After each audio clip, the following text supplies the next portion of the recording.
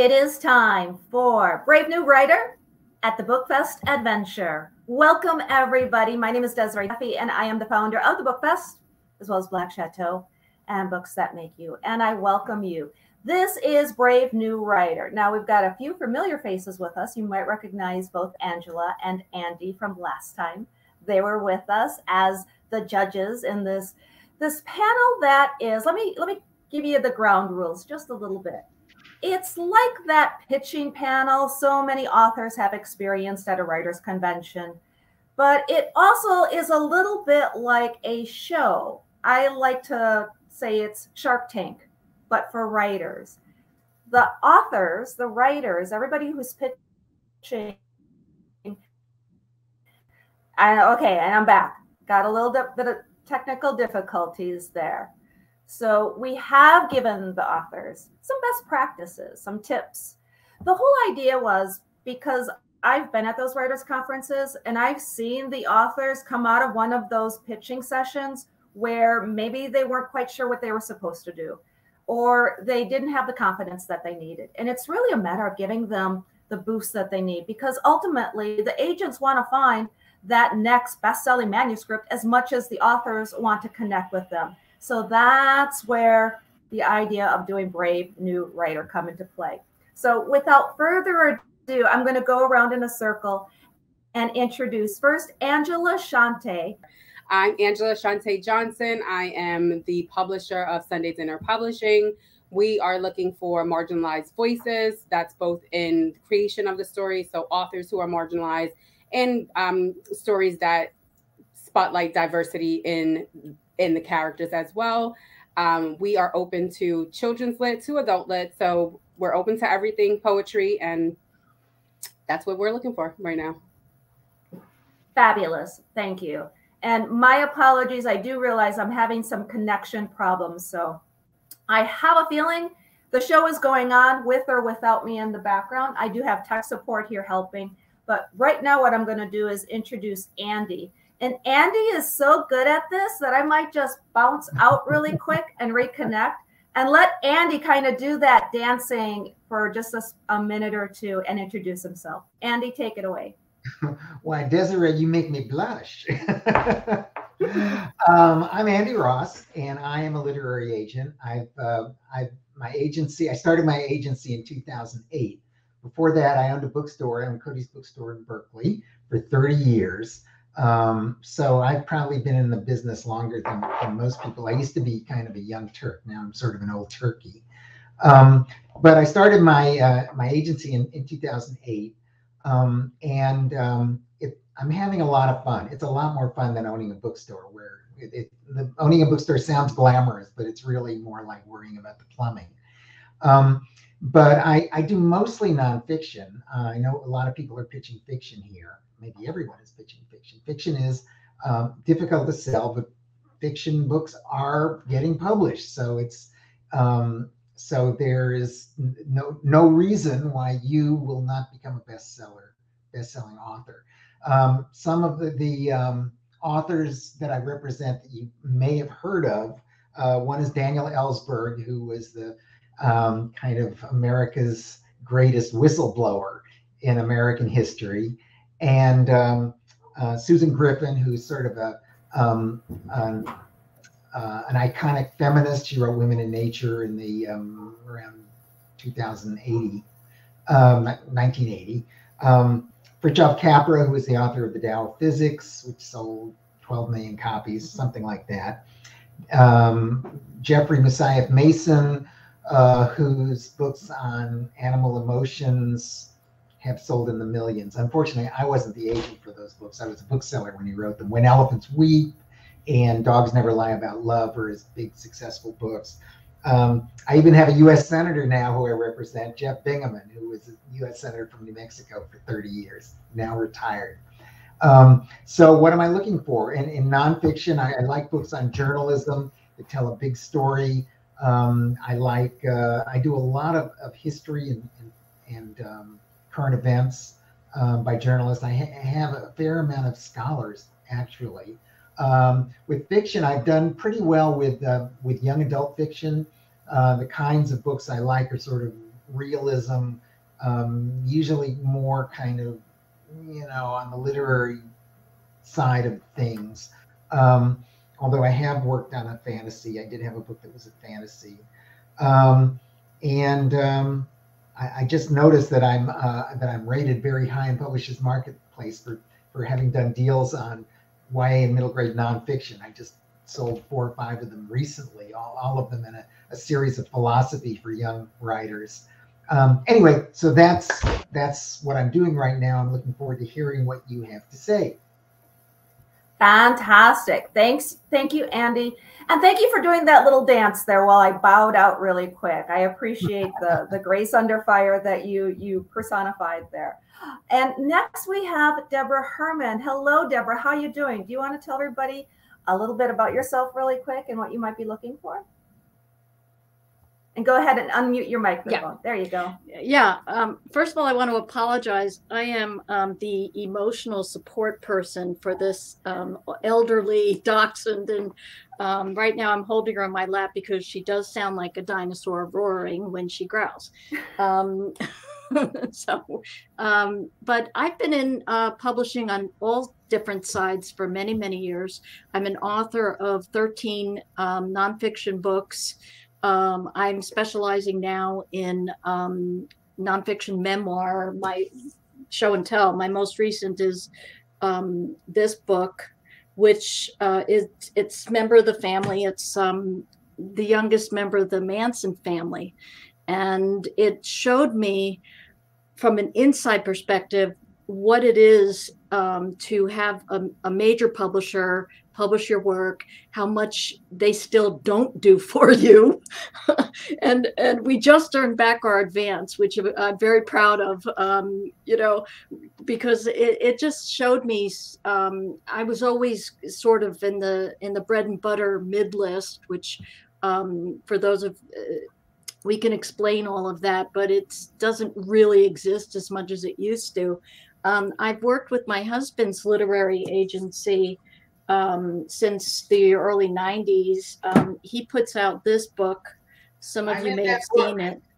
Yeah, this is my husband, and I'm part of the agency, but I came at it with more of a writing. I have a journalism and law background, and really what that did, because the law wasn't as interesting to me, was it helped me in establishing a system for book proposals that we use in a book that we've written called Write the Perfect Book Proposal.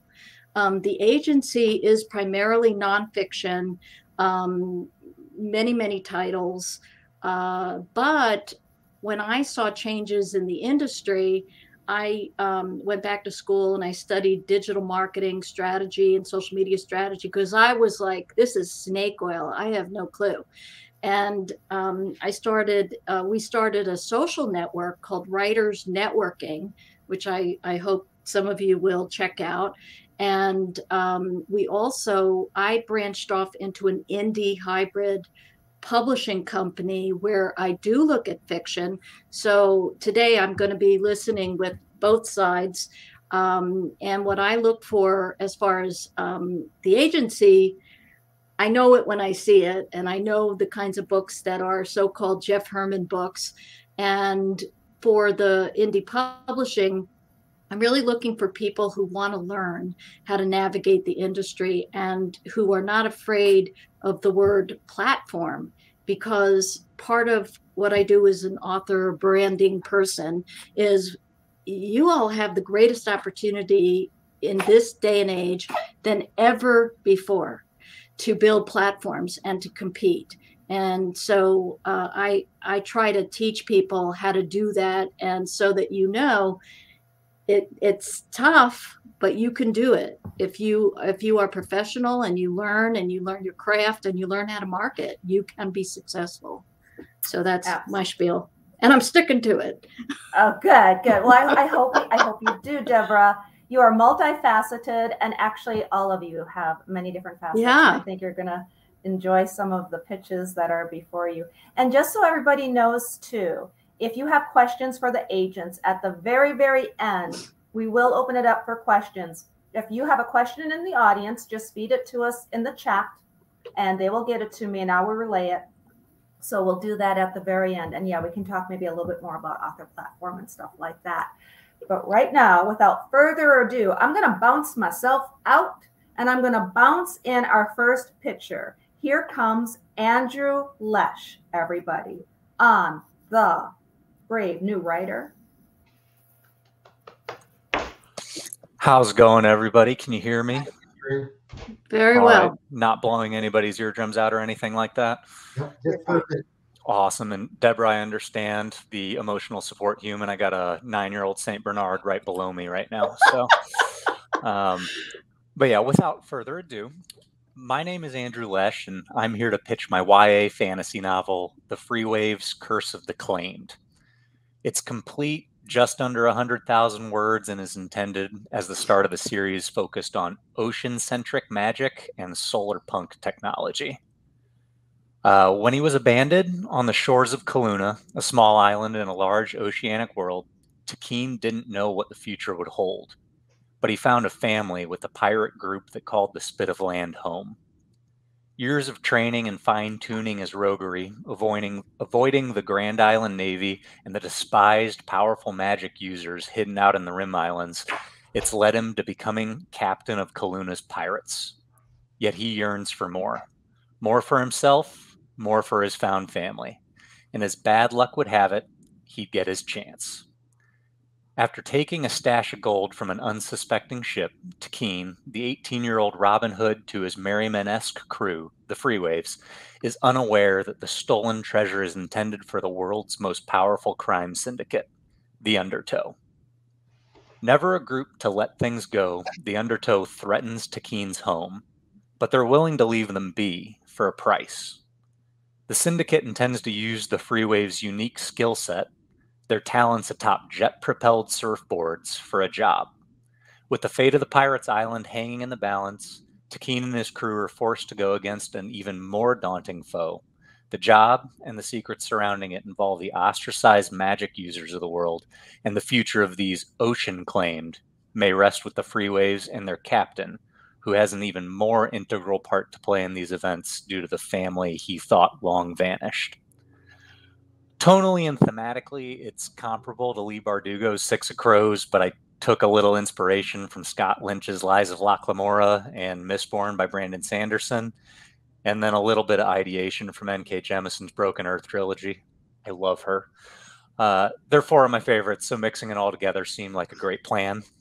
I wrote it during the pandemic, thinking of it as an escape, kind of a return to that freedom I loved on a surfboard when I was in South Carolina. But during my MFA, I was in landlocked Indiana and trying to come up with a tertiary idea for my thesis, mixing that love of surfing, my affiliation for all things magical, and then putting a young Han Solo in the world of One Piece. This is kind of what came out and ended up being my thesis for my MFA. And nowadays I'm working down in Tyler, Texas as a professor, still trying to get access to that ocean. And that's my pitch for y'all.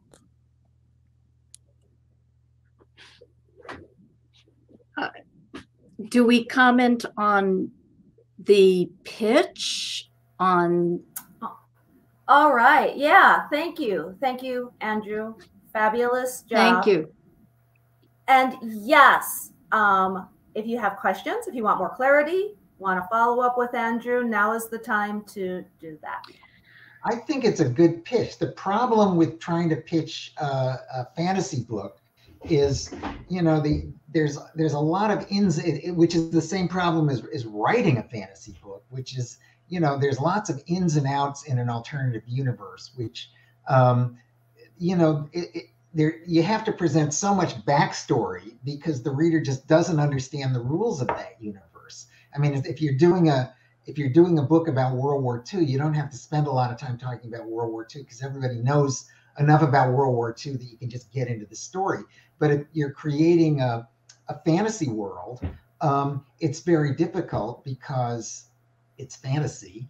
But the rule, you know, it has to be believable to the author. I mean, the rules, it has to be logical. And it's, so there's a lot of paradox.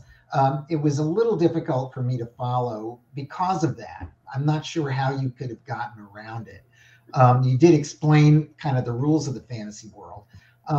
As far as, I have done some fantasy, but the fantasy I've done has been very much more rooted in reality. Yours is kind of magic and this and that. And I don't quite know. And publishers, I see these books coming out, I see them being published, but I don't quite know what publishers are looking for now.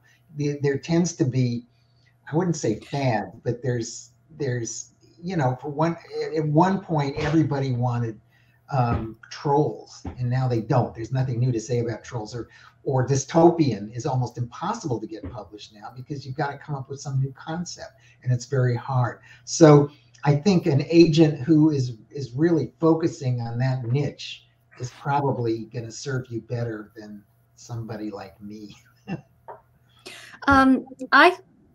I think in explaining your pitch was complicated, and I want to love fantasy.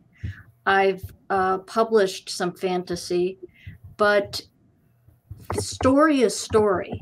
And even though even though this is a fantasy, and I know there's different types of fantasy, epic fantasy, high fantasy, and you explained it, but you also kind of made an assumption that we all understood what you were talking about. And fantasy is a very specific genre for agents and publishers. However, I think for me, if you had started with some of the deeper characterization so that I could immediately relate to your characters and fall in love with them and say, wow, I don't care what world this character is in. I want to know his struggle and his journey. And I think that's the foundation of any story and any fiction. And then your world building, and plus if there's a through line, is there something that's thematic, even though it's in a world of magic? You had a couple of things that were jumping out, but it was you brought us into the weeds. And even though I think it's much more organized in structure and the way you've written the book, I felt like you wanted to give us so much at one time, and it might have been better to focus on maybe a couple of aspects. I think that was one of the things that I wrote down. It is really difficult, echoing what Andy said, to pitch fantasy because it's such a heavy world building, lift that you don't want to kind of like get as you're pitching, you don't want to get into the weeds too much. So I would say pluck out just the A plot. What is just the A plot and the driving A plot for your main character that's driving in their wants and needs to accomplish? Now, the backstory will trickle in, and the things about being in this new world and the rules of this world will be important, but focus on that central plot. Another question I wrote down was, is this a standalone, or are you intending for this to be serialized? This would be intended to be serialized. Okay. Did you say that in the pitch? I think he said did. That. He did. I would strongly recommend that even if you'd like it to be serialized, make sure the first book stands alone, because publishers are not likely to give you a multi-book contract. They're going to see how the first book does, and they're not going to want it if you've got a cliffhanger ending. Have you been presenting your work to any beta readers? Outside of a couple of people in my MFA program and my advisors, I haven't given it to any true beta readers outside of that, no. I recommend for the people that are looking to do fantasy that you start doing some platform building and go where they are, find out who they are, find out what interests them, and instead, you don't want to rely on anybody that either owes you money or is related to you to get their opinion on your work. And again, I think structure and story and character are really what's going to intrigue anyone to want to read your book, even if they're not particularly, everybody would like to find the next major fantasy. And some of us will go out of our comfort zone to read in this genre. So to appeal to people, you need to bring them in based on I think the character. Andrew, are you repped right now? Do you have an agent? No, this would be my debut. I just started throwing it out to agencies over the last year. Okay. So are we supposed to say if we're in or out, or I'm out, I'm in, like Shark Tank? If somebody would like to request more information or a full manuscript read, that's awesome. You don't have to exchange information right here. I'll make sure you're connected. I would never ask to read 100,000 word manuscript. I would ask to read the first 50. And I will.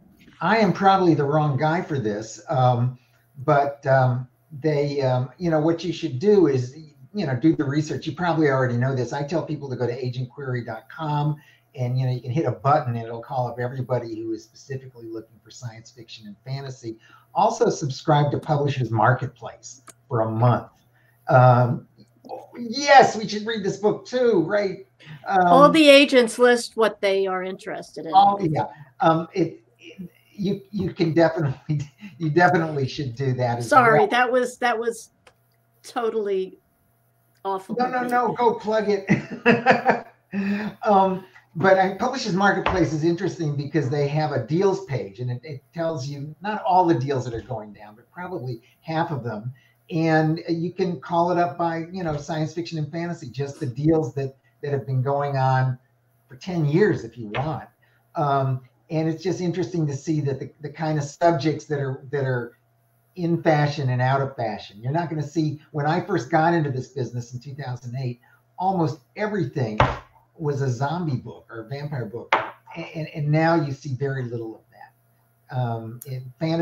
I tell people not to think about trends because by the time you've been able to establish a trend, the train has left the station.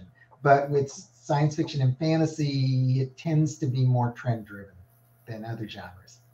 Great advice. Great advice. Now, Angela, I just wanted to ask you something. I know when Andy was saying that it should be standalone and not to emphasize the series, you kind of started to shake your head a little bit. Do you have thoughts on series as opposed to standalone? I don't. I think pieces, our art speaks for itself. So if it's intended to be a standalone, then it will fit within that. And if it's not, then it's not. I'm not on the frame of mind that agents are only looking for standalone and people aren't picking up, because I read Publishers Marketplace and people are getting deals for their trilogies and for their packs of books every week. So I don't know if I necessarily agree with that. I do feel like it's really hard to do a fantasy and a standalone because of the world building. So if it's intended to be serialized, just make sure that's clear and at the front. Hit the title at the beginning and at the end, so that whoever you're pitching to walks away with that initial title in their head. Yeah, my point, I think, is just to cover your bases. You don't really know in advance. Some people are going to want a trilogy. There are deals for trilogies going on or something like that. Some people will say, we just want a standalone. So you should be ready for both. Well, I have a little story. Okay. When I was first looking to publish in this genre, I had a book where the very intelligent author really had 9 books that he had been working on. Okay.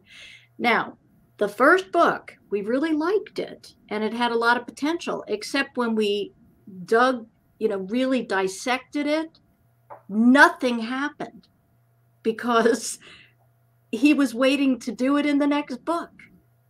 So the problem with authors who are, especially, even though you are a professor and an MFA, this is a very difficult genre. People dedicate their lives to it, and they really are involved in that whole world of fantasy and fantasy authors. But you have to keep in mind, your first book has to have a beginning, a middle, and end. It has to be enjoyed for what it is. Even if you leave it at a potential cliffhanger, it can't be to the point where somebody will get through those 100,000 words, throw it across the room and say, but it didn't happened? It's not resolved, you know? So that's one of the dangers. You can leave a cliffhanger or allude to something in another book, but you can't leave the reader unsatisfied. The other thing I recommend for you is go to Comic-Cons. See what that's your tribe. And I have met some amazing authors in your genre, and some of them are just set up at tables. The Seattle Comic-Con is amazing. It's Emerald City Comic-Con. I don't know where you live, but go see your tribe. Get to know them. Get to know what they love. Good advice. Good advice. Anything else? Any other questions or follow-ups for Andrew, guys? All right, Andrew, thank you so much. And I'll make sure that you and Deborah are connected for that. And thank you, guys. Appreciate all of y'all. Good luck. All right. Fantastic. Okay, up next, guys, I'm going to pop myself out and bring in Dory Anderson for you. Hi. I'm Dory Anderson, and Raleigh is a complete young adult paranormal, 53,500. I know it's short. You'll know why. Okay, anyway, kind of think of the Three Stooges in their afterlife, and they've been asked to conduct an etiquette class for those in Breaking Bad. So, the soul of World War I veteran, Lieutenant William Raleigh, isn't happy when a family moves into his home, complete with children. And one of the kids should be eating soap on a daily basis from his era. Let's see. So this is where we meet our protagonist. 15-year-old Danielle McCarthy is struggling to adjust to this new life, especially this discombobulated decision her mother and grandmother have to purchase an abandoned and disrepair mansion and convert it into a bed and breakfast at the very tip of North Wisconsin. It's an old mansion, and Danny declares that it's infested with ghosts. She just knows it is. The souls left behind in limbo after World War I and again after World War II, because during both of those wars, the military had seized the mansion and converted it into a medical hospital. And it wasn't until after the wars that the government released it back to the owners. Danny becomes obnoxious and rebellious with her mother.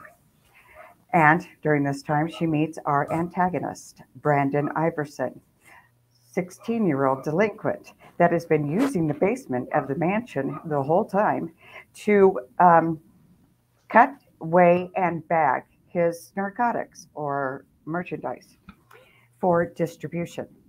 He decides that by befriending Danny, she'll keep him appraised where the construction crew is currently working. Brandon convinces Danny to do all sorts of things that she would have never done before, such as sneaking out at night. Well, Raleigh hears this conversation going on between her and this boy, and he decides that he's not going to get away with corrupting his girl, especially since they're sharing a bedroom and a closet. Closet is Raleigh's. Raleigh declares that he's going to be Danny's guardian angel, keep an eye on her hero, so to speak. So when Danny leaves the house to go out, well, Raleigh trails behind, kind of like a squiggly line and maybe a mysterious haunt, and tends to ruin some of the ideas that Brandon might have. Brandon comes up with a 3-day party weekend, and he has a whole ton of orders for his narcotics. So he makes a trip down to the mansion. He doesn't know exactly where they've been doing the construction because Danny doesn't go down to the basement. It's full of ghosts. So anyway, he takes the trip to the mansion late at night. And when he goes down there, he can't find any of his paraphernalia. He can't find the scale. He can't find his baggies. He can't find anything. So he calls Danny very mad at 3 o'clock in the morning and says, "Get down here. I need you down here now." She goes down there, and he says he can't find any of his paraphernalia, anything that he needs. And she says, "Well, of course not. Get it there. I saw it. We called the cops and they took it. And he says, you are going to pay for every one of those every piece of money that I ever sent that I was supposed to get for that party. And she says, sure. And so all of a sudden there's a whole bunch of noises and clanging going on. And Brandon runs because he thinks there's ghosts in the house. Well, there is. Brandon's father doesn't help make matters any better when Brandon gets home and his father tells him that he was supposed to be involved in that sale and that the Iversons are related to the Dunmullers, who originally owned the mansion, and that they were supposed to get that land in the sale. So Brandon hires a lawyer, and him and the lawyer are trying to get the McCartys out of the house. They want the land, they want the money, but all they're going to do is sell it, keep it for profit. Well, things don't go very well because the mother and the grandmother decide to take it to court, do a fight on it themselves, and Brandon again loses out. So during a back to school party, Danny happens to go downstairs and she's talking to a couple of their friends, and Brandon comes down sloppy drunk, and a fight ensues. He grabs Danny by the neck and starts to choke her, and a fight ensues, and ghosts just want to have fun. Anyway, Raleigh is standalone, but it can stand all by itself. It has all of its, 9 specifics and 3 arches and everything. But it is also the first book of the Dunmuller Mansion series. And the Dunmuller Mansion has the same people in it. It has the Dunmuller Mansion, but they're totally different stories.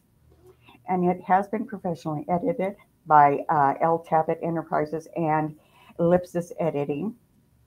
And why do I feel I can write this book? I am an avid reader of Goosebumps, Scooby-Doo, Nancy Drew, Casper, and all the other fun and, haunting books out there that are fun. Okay. I moved about 22 times as a child while I was going to school. And each house that I moved into had to have a ghost for my imagination because, I didn't know a lot of people. So anyway, I've written a lot of poems because of it. I find words that rhyme, they're fun. I used to entertain my family with short stories. And then for my business life, I worked for Standard Oil and wrote articles on their business. I'm sorry that aged me, but, now it's whoever Standard sold to. I also worked for, or wrote and edited the Cottonwood Anthology Pediatric Ward Healing Health and Care newsletter, and retired after 18 years from nursing.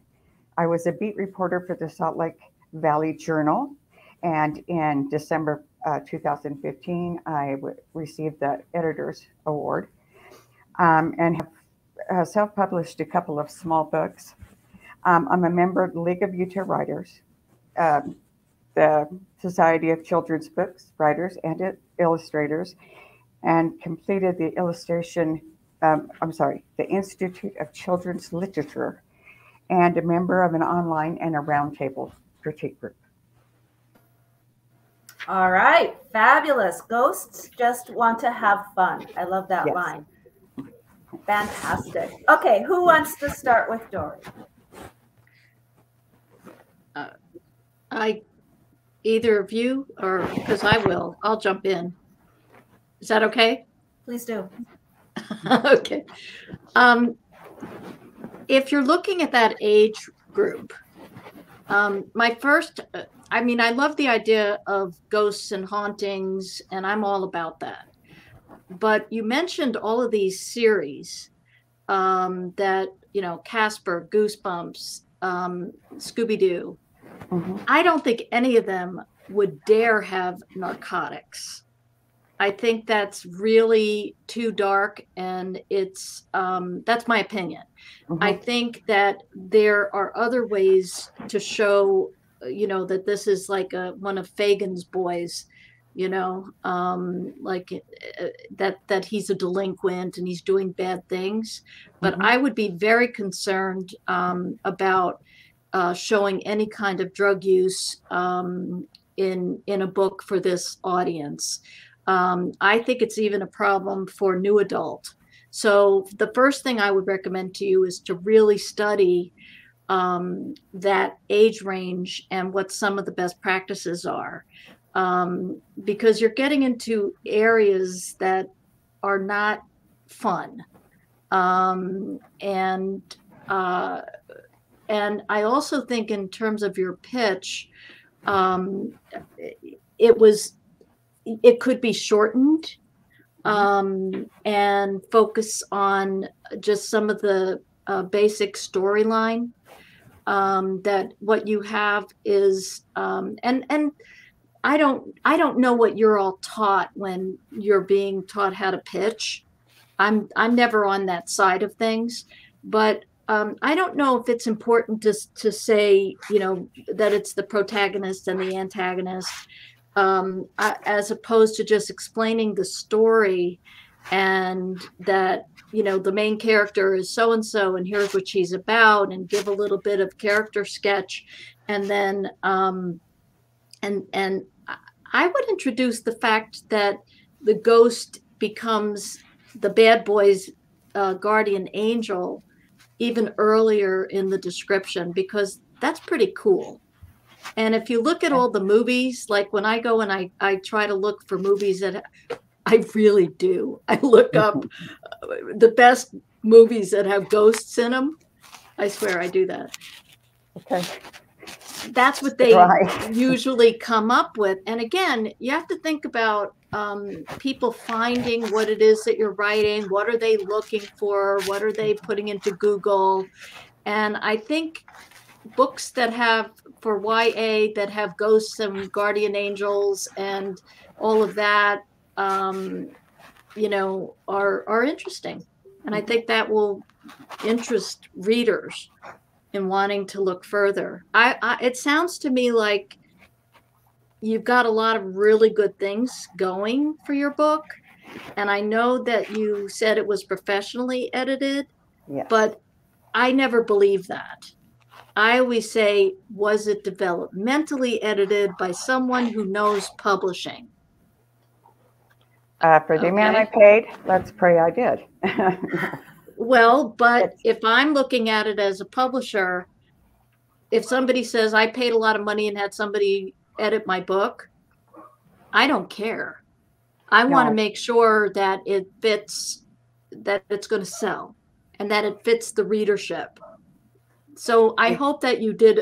I haven't read your book, obviously. No, I hope beta readers, and then I've had the one gal just read through the book, and we made sure it was all in order and everything was where it was supposed to be. And then another gal read it to put it into, grammar and stuff like that. And then I paid another gal to go through line editing. So that's what's gone through. But if you submit it to an agent or a publisher, they don't have to say they did a good job. They can say, gee, this is a very nice and clean manuscript. I'm glad to see it. It's not starting out as a mess, but they're still going to have their own opinion. Always. And you want that. And you need to reflect to them that you are open to their suggestions, because that's why they're the ones who own the publishing houses and the literary agencies. You've got to be open to that. I guess I totally understand. A couple things while, if you're reworking the pitch to pitch somewhere else, yes, I would definitely echo what Deborah said. You want to give comps to your book that's equivalent to the age span and the age range and the genre and contemporary comps, right? So what's in the market now, or what's in the market that has come out in the last few years that's right in line with your book?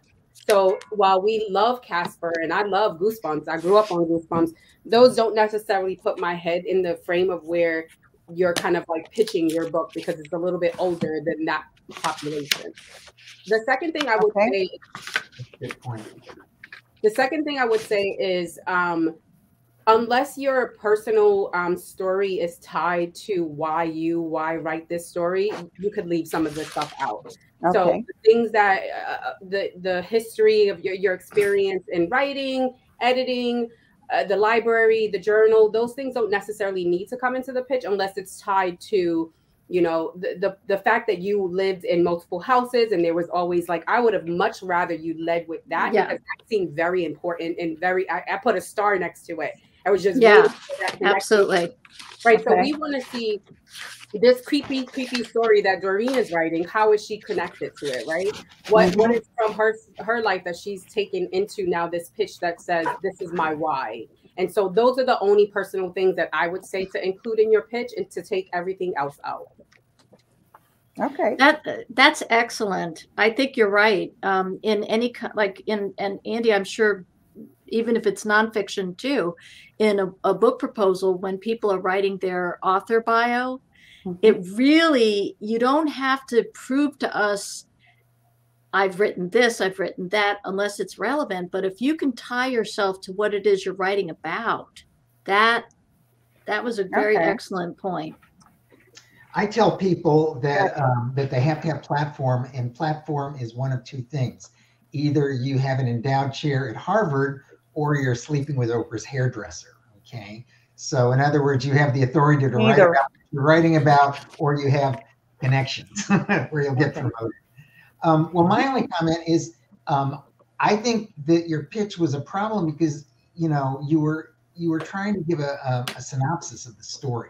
And it's always really confusing. I can't follow those kinds of details. This is pretty much what the other people have said as well. But and particularly if it's fantasy or if it's paranormal, it's even more difficult to follow.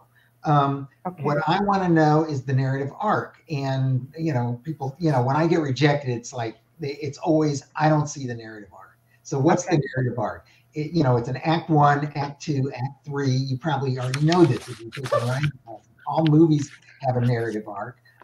Star Wars is a classic example. Shakespeare has a narrative arc.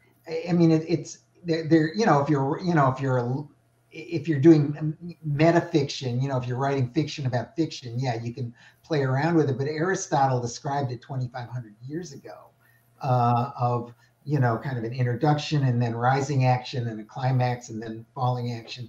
So it's a very durable formula structure for writing a novel. And I didn't see that narrative arc, probably because you were trying to just kind of lay out the plot points. Yeah, and it's more important to understand the arc of the story and the, you know, where the characters are headed, like the nature of the characters, what they're like, and how, and the essential conflict. I mean, everything is driven by conflict. Sounds like your story is nothing but conflict, which is good. But, you know, I think if you could make that clear in your pitch, it would be, would make more sense to me. I could follow it better. And if Dory, is it Dory? It's Dory, yes. Dory. If you put so much detail, just to add to your point, Andy, if you put so much detail where we get confused, especially if you're doing a verbal pitch and our brains are trying to grasp all of it. Yeah, it gives us an immediate concern about structure. And is this person writing a book that is well structured? And so your book may be fabulously structured, but in describing it, little bells are going off in our minds. I don't know. This is, you know, it sounds disorganized. Yeah. I think so. That's just the way it translates. The length of it too. I know you said you would come back to it, but 53K, what you said, you mentioned, I'll explain why it's so short. Oh, true. It's 53.5 because when I was writing it, then I also have the brother who also has his part in it. And we separated him because it was 115,000. Okay. So it was separated. So the other one's 60. 53,000 is okay. They usually, if it's less than 50,000, then they're starting to they count words if it's less than 50,000, or if it's more than, I don't know, for that genre, I think more than 80,000. They don't, it's not like they won't do it, but they're sitting around counting words. I'm not sure why. The Great Gatsby, arguably the greatest American novel of the 20th Yeah. century, 48,000 words. I know. But they want a little bit more now so they can charge more money for their package. Figures. You might not want to mention that there's a concern about it being the length that it is. Just don't mention it. Yeah, it's not because then it's I would just leave that out. You don't have to apologize. Exactly. I'm old. No apologies I apologize necessary. for everything. Okay. I tell my students that it's biscuiting. They don't biscuit your pitch. So don't give us any kind of filler stuff to chew on, that we're going to focus on these little kind of errors or these kind of like problematic areas before. So don't biscuit it. Just give it to us.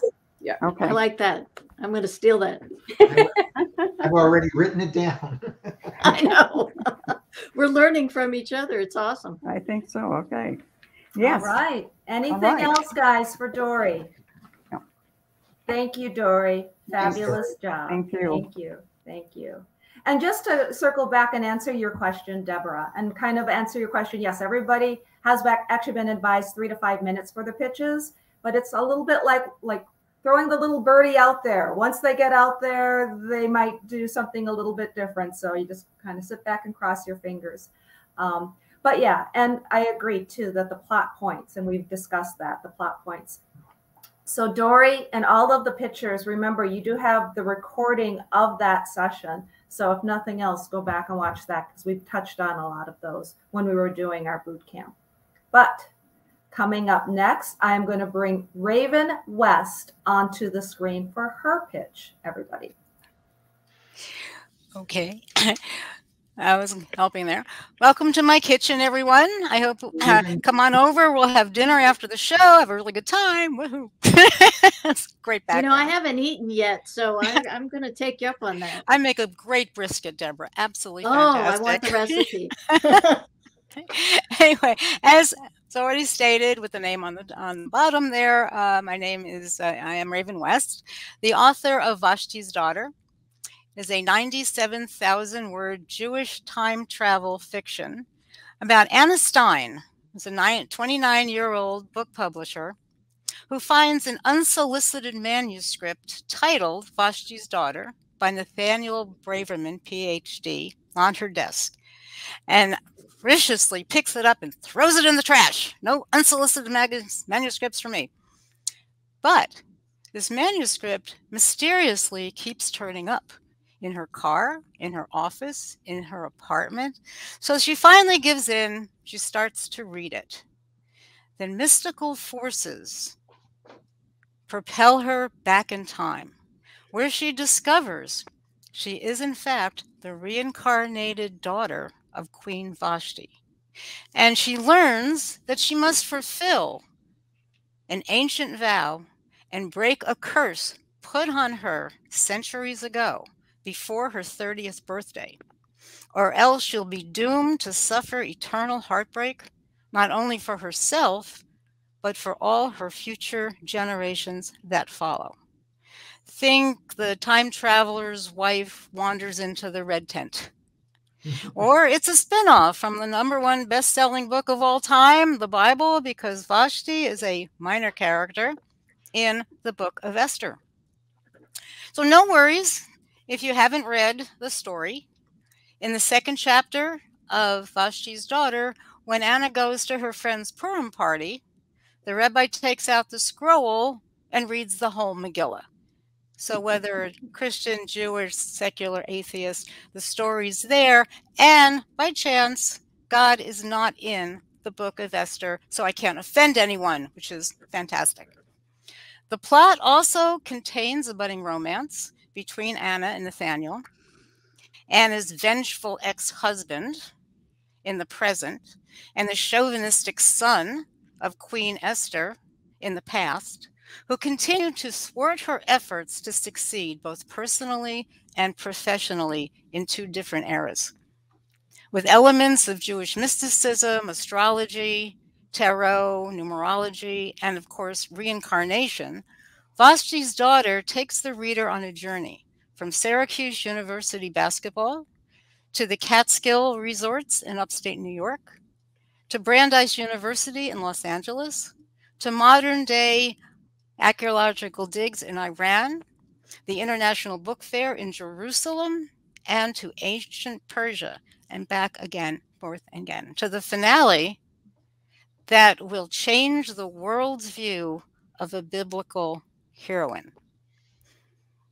Now you're sitting there going, how did she come up with this idea?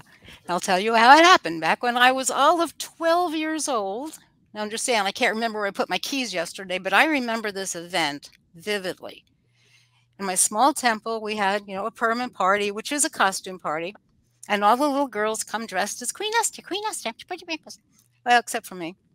And I wore my mom's beautiful black taffeta dress with silk trim. I can even remember the smell. Thanks, Mom.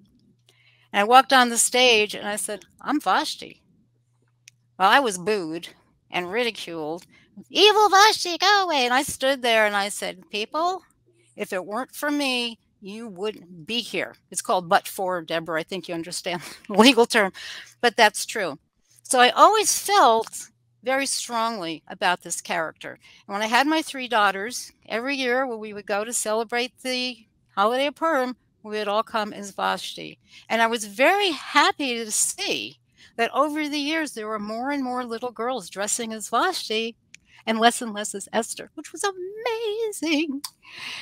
So throughout the centuries, the character of Vashti has been both vilified and praised. She's portrayed as the bitch of the land or the first feminist. My novel, Vashti's Daughter, definitely ends the debate. As far as the audience, well, you know that characters in the Bible are extremely popular, especially as of Monday when Fox News' Shannon Breens just published Mothers and Daughters of the Bible Speak. Hit #1 overnight. Vashti's not in it, by the way. But you put that together with the title, Vashti's Daughter, Mothers and Daughters Speak, you have an instant interest. And plus, if you do a Google search for Vashti and Esther, you will get over 2 million results. That's 2 million potential readers. Now, when I write fiction, and this is my 4th novel, I'm very concerned about reality. So in this story, I have to read this. I have professional consultants quoted in the book with their permission, including Professor Jim Tucker, who was recently featured on a Netflix special on reincarnation. Walter Sinko, he's the author of Born Again, reincarnation, past lives. Mark Bacharach, he's a hypnotherapist and a cantor for the publishing. And in the publishing conference part of my story, which takes place at the LA Times Festival of Books, Jane Friedman, author and publishing consultant. Everything that's in this story can actually be researched from the location to the end, which brings a sense of reality into the story. The other area is book clubs. I know my temple has a book club. I know the churches have book clubs. Fantastic target market for discussion because of the importance, the amazing importance of Vashti to this story. And it goes into very, very much detail. All right. I had a quick marketing plan. Okay. Let's wrap it up. I'm in. Okay, Deborah. There you go. No relation, Deborah. I know what your maiden name was. I'm probably no. not. I'm in, and at least for me, I'm in because I happen to have. Where is it? I mean, I'm interested in looking at it. I happen to have an imprint in my publishing company called Bashert Books. Fantastic. This is Bashert for sure. Yeah. And you guys, look, we all can say I'm in. I've watched Shark Tank. Okay. Once. And of course, if I also want your brisket recipe because I do not know how to cook a brisket. Oh, it's fantastic. It's to die for, literally. I will send it to you for sure. And then reborn. Sorry. But the what's interesting is the Jewish Book Council I have just published a book called Wiesenthal, and they do every year. You pay a certain amount, or your publisher does, and for that year, they put you in front of every single book club, book festival. Good. And so they actually, they have you do a pitch video. And so because a lot of, during the pandemic, a lot of these things became virtual. They have a virtual pitch for any book that has a Jewish topic. And they'll send you on a book tour for the whole year.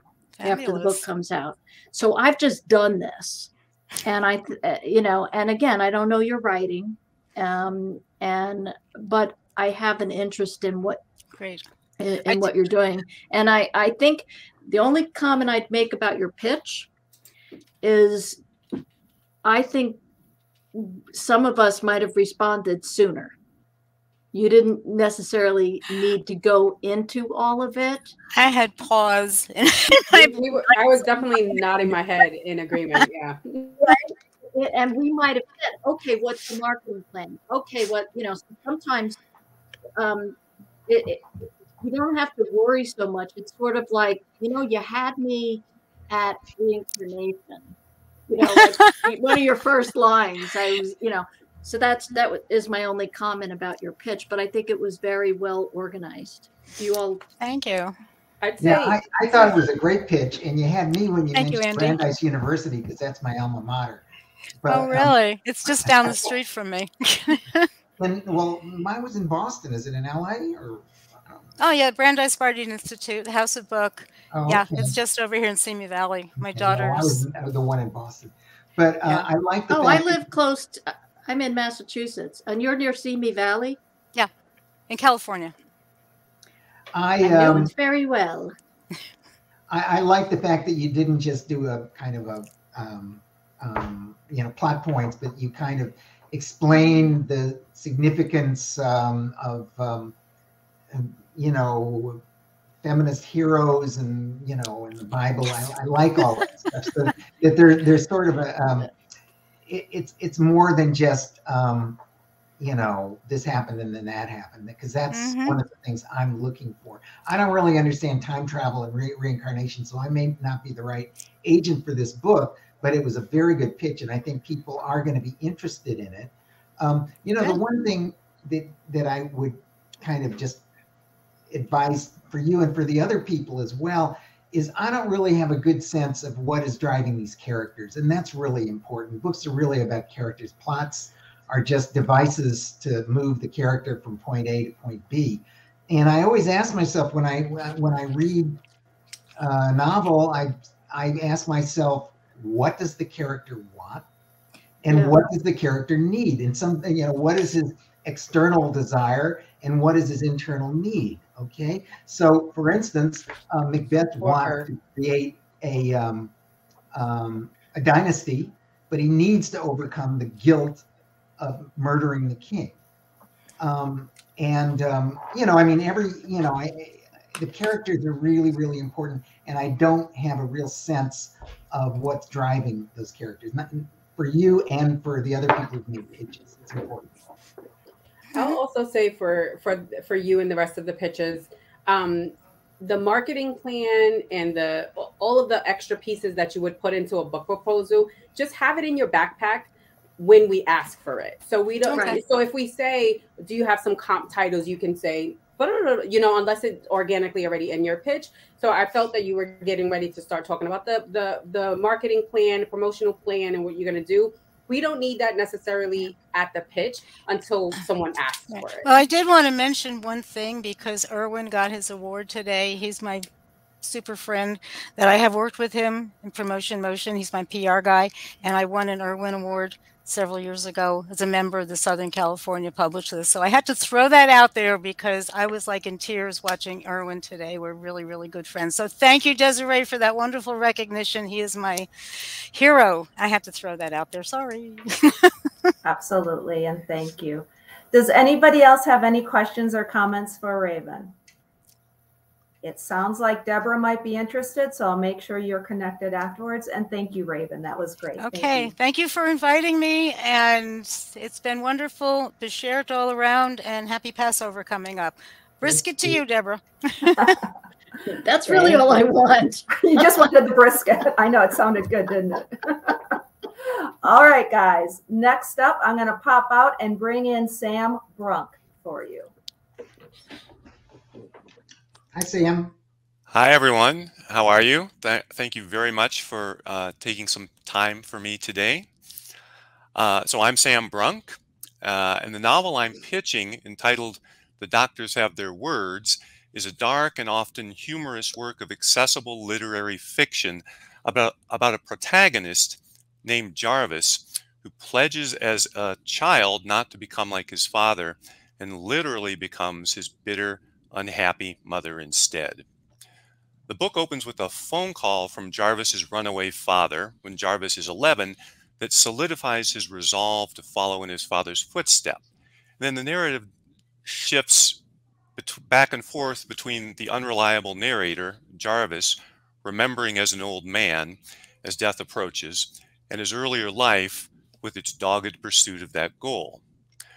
Jarvis practices a sincere smile in the mirror to preclude his father's salesman's grin. He subjects himself to sports in school despite his ineptitude in hope of molding a body trimmer than his father's soft form. He forgoes college, dreams of college, to support his mother, and rises to some modest heroism in Vietnam. After the war, he marries a woman from Juarez. The novel is set in El Paso, and settles in to raise 2 bicultural children. But when family gravity pulls from an unforeseen quarter, his plans begin to go awry, and his wife retreats across the border with his children. Jarvis slowly discovers that being unlike his father might not have been the challenge after all. Shifting circumstances slowly reveal the initially engaging and sympathetic Jarvis to be very like his difficult mother, and a gender-bending story of family dysfunction that echoes through the generations gradually unfolds. Of course, whether Jarvis is really reincarnated as his mother is questionable. An alternative explanation for why he sees his mother in the mirror after her death is that he's not entirely sane, and the title comes from his description of attempts to identify the problem. Alzheimer's, dementia, senility, he tells us late in the novel. Bats come home to roost in the proverbial belfry. The doctors have their words. So I hope this book is unique. So I'm not entirely sure about comparable works, but I've tried to learn from the best. I reread The Picture of Dorian Gray to help me think about Jarvis observing his mother's antics in the mirror. The old man surveying his life as death approaches draws from books like Marilyn Robinson's Gilead. And I learned from the unreliable narrator in Ishiguro's When We Were Orphans, for instance. Obviously, there are other unreliable narrators around. The book is about 129,000 words, and it's very ready for review. And I'm a historian who teaches at the University of Texas at El Paso. I published a number of works on Mexican history, but though I've been writing fiction on and off since I was 16, this will be my first fiction publication. My life's ambition, much deferred. Thank you. Well, I have a thought about it. You know, having a book where there's so many questions. I guess, you know, whenever I look at a book, I think of what does the reader say. I try to put myself in the role of the reader, you know, with a beginner's mind, which is getting more and more difficult since I'm no longer a beginner. But and you've got a lot of questions. You've got an unreliable narrator who may or may not be seeing ghosts. It may be in his head. It may not be. And you know, reader, you know, if it's too confusing, readers are kind of assholes. You know, they're very impatient. This isn't like the 19th century where you can bring in Jean Valjean on page 75. You know, they just don't have time. They're used to television. And if they get confused, if they get too confused, then they throw the book down. They feel like they're being manipulated. So there's nothing wrong with having unreliable narrators. We have, narrators who have, autistic and stuff like that. It's actually kind of fashionable right now. But you got to remember where the reader is, and it's very difficult for you to have the perspective of the reader. I mean, this thing, it's been alive in your head for years. Oh my God. I know. I mean, but it's, so it's very clear. It's like Technicolor and CinemaScope, but to the reader, they might just get confused, and then if they feel manipulated, if they just are lost, then they throw it down. Same thing with a TV show. If it's, you watch it for 5 minutes, and if it just crazy stuff is going on, you switch channels. And people, readers have grown up on TV, and that has conditioned what publishers are looking for. I think the fact that it's 129,000 words, a novel has to be as long as a novel has to be, and War and Peace was 500,000 words. But, again, readers are used to TV. Things have got to move. Even I did even literary fiction. They want, they want pacing. They want momentum. And once it's 100,000, over 100,000 words, they start counting words, and it creates a challenge. And it's become kind of a big challenge. Angela, do you have thoughts? I'll bring Deborah back in. I think she's got the doggies under control, but go ahead, Angela, please. I mean, this sounds really interesting. I don't see it at Sunday Dinner Publishing, but I would love to check out the first 50 pages and maybe shuttle it off to a few agents that I work with. I think it sounds really interesting. Yes, readers have a shorter attention span now, but I think because I think of like Lovecraft Country and what they did with that script. And even though the viewers were kind of lost every episode, it was so interesting that they kept coming back. And so I think that there is something to be spoken about, just kind of just a well-written piece. And I feel like this is that. And so regardless of how long it is, I think it has potential. So I'd like to read the first 50 pages. Yeah. Wonderful. That's great. And Deborah? What history books you're working on? I like history. Well, yeah, I don't. Pitch us some other things. I'm sorry about the dog debacle, but they don't always get along. They don't always get along. I think that I don't have a sensibility for this kind of literature, but there are many people who that's what they look for. They want literary fiction. So I think you just need to stand in your voice and let people who really understand it and enjoy it to read it, and then they can give you a realistic perspective on where it fits. I mean, there's a difference between commercial fiction and literary fiction. Right, and I'm not sure that I entirely know. I mean, it's not a genre, right? So maybe it's mainstream or something. I'm not sure that I entirely know how we split all those. There is a difference, but it's not. There's not a bright line. It's no a continuum. Right. On one end is Danielle Steele, and the other end is Finnegan's Wake. And I actually did a blog on this, and I talked to a literary fiction editor at Random House and a commercial fiction editor also at Random House. And I drew on a napkin, I drew this line saying, "Where are you?" And the literary fiction person said, "Well, I'm a little bit over here, but I really have to have a good story with engaging readers." And the other person said, "Well, I'm a little bit over here, but I really have to have a good story with engaging readers and with great writing." So it's hard to draw that line. Yours does sound kind of maybe more literary, but it's really hard to say. Being the good story has to drive it. It's got to have a good story. It's got to have compelling characters. Either way. Right, and my feeling was that it has a hook. It's got a very clear kind of plot line, and And I do think that it's, so I'm reading Ulysses now. You mentioned Finnegan's Wake, so I'm working through Ulysses, and what I write is nothing like that. My pages turn as far as I'm concerned, and I'm having a very hard time turning the pages of Ulysses, right? So I'm not going to go after Finnegan's Wake anytime soon. More readers have put down Ulysses than any other book in But I don't think that I'm not comparing myself to Joyce, and in fact, if I'm going to make that comparison, I'm a lot easier. So I think it reads all right. I think the pages turn, but maybe not in the way that other people. Yeah. So fantastic. Anything else for Sam, guys? Sounds like Angela wants to make a connection. I'll make sure that you two do that. Thank you so much. One more question, Sam. How's your brisket? My brisket? My brisket. We're collecting recipes. Yeah, my brisket is, I'm not going to compete there. I'm sorry. I can't. Yeah, I think I'm going home to eat soup. Okay. So, okay.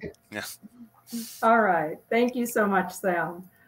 Okay, and next up, guys, I am going to bring in Hurtis Davis. Here she is. Hi, Hurtis. Hello, everyone. Thank you for coming in today and listening to our pitches. We do really appreciate it, especially me. My book is entitled Secret Society's Path to Love Takes a Supernatural Turn. It is mystical in nature, and I am working on it to become 75,000 words.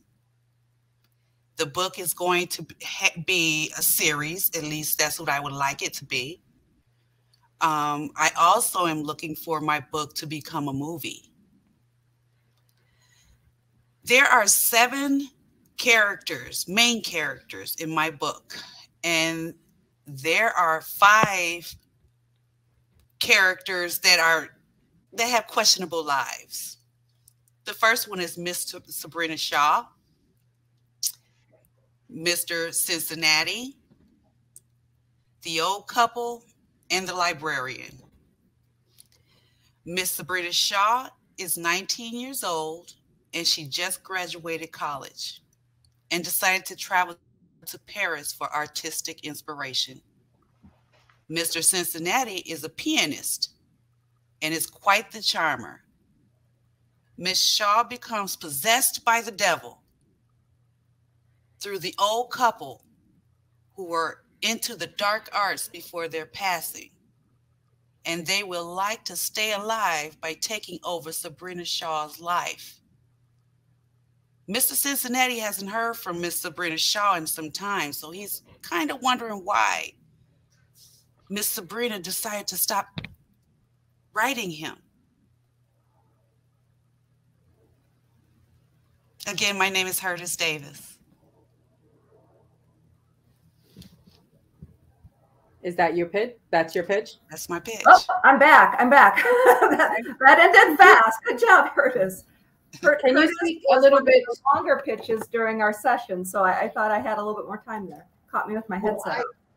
I have a few things. And this is something that probably a lot of the other people who've made pitches could take home. Is I think every story or the question I ask for every story is, what's the dramatic question? And and if they can't answer it in a sentence or two, then I wonder whether they have structured it right. And also, like the big the thing that I would worry about is they say, well, this story is about X, but it's also about Y. And that kind of clues me into the fact that the author perhaps hasn't decided what their book is really about. So what do I mean by the dramatic question? The dramatic question by Hamlet is, will Hamlet avenge the death of his father? The dramatic question of Star Wars is, will Luke and Han and Princess Leia defeat the Empire? I don't know what the dramatic question of your book is. You laid out major characters, but I don't have, what you didn't do, which is good, is you didn't just kind of bombard us with plot points, which is equally confusing. But I really don't have a sense of what you know, what the book is, you know. What's the connection between the two main characters? Miss Sabrina Shaw and Cincinnati. Yes. Okay.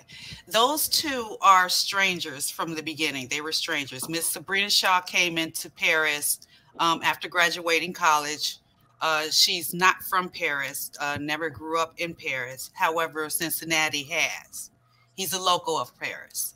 So he knows quite a bit about, you know, the goings on and the events and the happenings, the parties that goes on in Paris.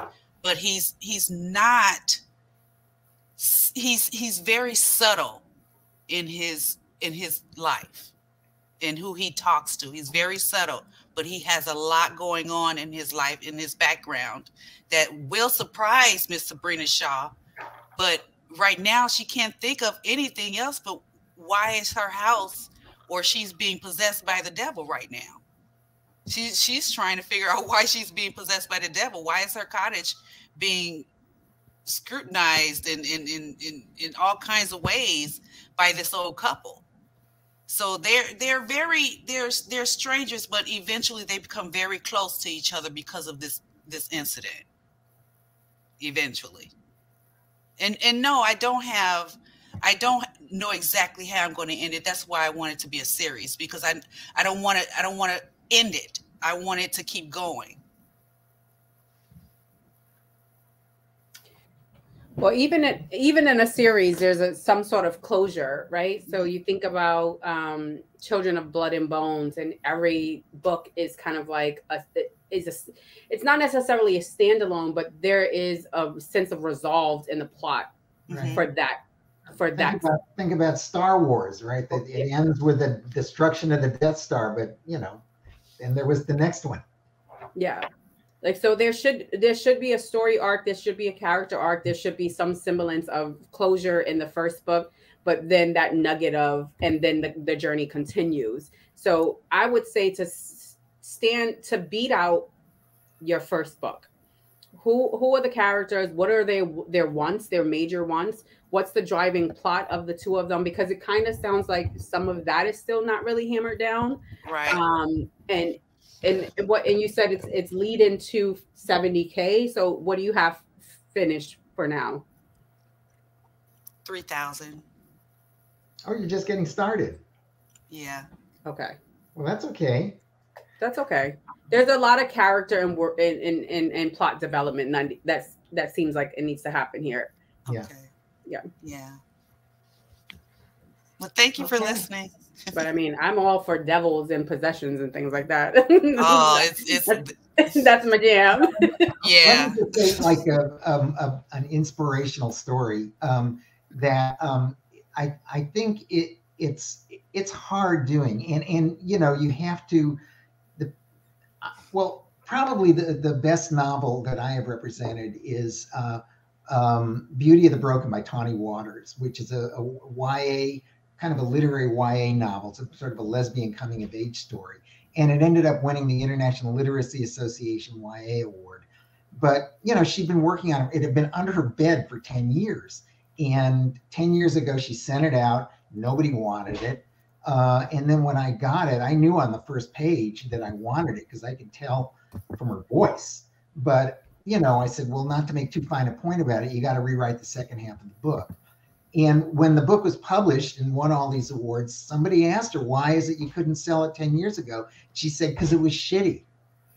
And, you know, I mean, it just takes a while. And, you know, and like, you know, I don't know if you've read Bird by Bird, most people have. And she has that chapter called Shitty First Drafts, which she believes in, and getting it out on paper. So if you don't have it all worked out, if you don't know the internal and the external drive of the characters or what the dramatic question is, you're just getting started. So hopefully, you know, by the 10th draft, it'll all be together. Yeah, I have great thoughts about this book, so it's going to be. I'm hoping for the best. And it seemed, and the title is very catching. I would say if you look at these post-its back here, this is what I'm doing when I'm beating out books, moving things around. My visual brain is is taking my A plot and moving it physically to fit specific parts of the story that needs to kind of like be beefed up. But I think that once you hammer out the outline of the story, okay, the writing will come through. Okay, thank you. That helps. Mm-hmm. Thank you, Hurtis. Does anybody else have anything else before? Don't be in a hurry. Great advice. Okay. Thank you, Hurtis. Thank you. All right, guys. And our last picture, and then we do have some questions that are coming in too. So at the very end, I'll throw some questions at you. But our last picture is Lori B. Duff. Let me pull her in, and I'll get. Well, hello, everybody. Before I start, I just have two things I need to say. Number one, the reason why I'm in my office tonight is because my dog won't stop barking at everyone who walks down the street. And number two, I'll put my brisket up against anyone's. Oh, okay. I'm just saying. Okay, so on to the pitch. My name is Lori Duff, and I have been a lawyer for 28 years. I've been a judge for 17 years. So I know what's going on in a courtroom. I also know, more to the point, what happens before you get to the courtroom. And I'm also a writer. I am the 2022 winner of the Georgia Bar Journal's Fiction Competition, which is an honor that I share with Steve Berry, who has sold 25 million copies since he won of books. So just throwing that out there. But this is why I'm the right person to have written True North. True North is a 95,000 word courtroom drama with a side of romance. It has been professionally edited by Rachel Stout with the New York Book Editors, and I hope you would agree with her edits. True North is the small law companion to Lindsay Cameron's Big Law.